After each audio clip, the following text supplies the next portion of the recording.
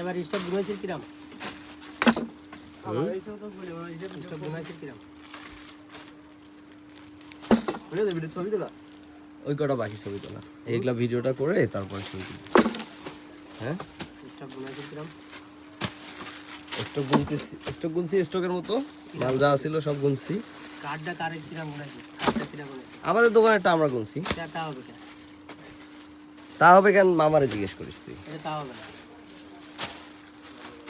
সবাই মিলে একসাথে গুনতে কিছু সবাই মিলে তুই গুনবি ওই দোকান, ওরা গুনবে এই দোকান, আর একজন গুনবে আর এক দোকান আর একজন গুনবে। হ্যাঁ, আর ওই দোকানের একটা প্রতিনিধি সাথে থাকবে। তুই তোরটা তুই গুনবি কেন?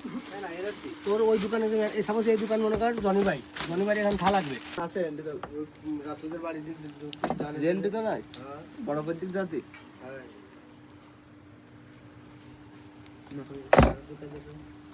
ও ভালো টাইম রাসেল নাম তো ভালো মতো আছে আচ্ছা না ভাই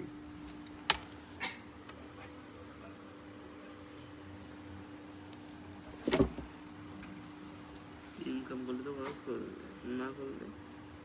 আর আমি এবার যা টাকা পাইছি বাড়ি যায় 29,500 দিয়ে আমার কাছে আর কোনো টাকা নেই।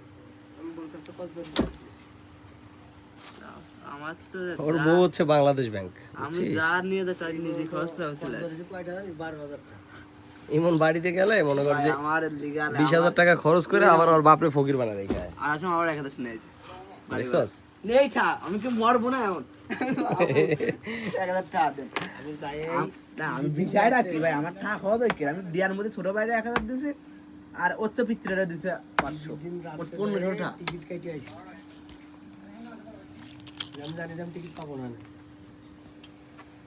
আর ফ্যাক্টর ঈদের রাত্রে ভাই টিকিট আপনি যেদিন আসবেন সেদিন তো আমি টিকিট করলাম তার আগে আমার ফোন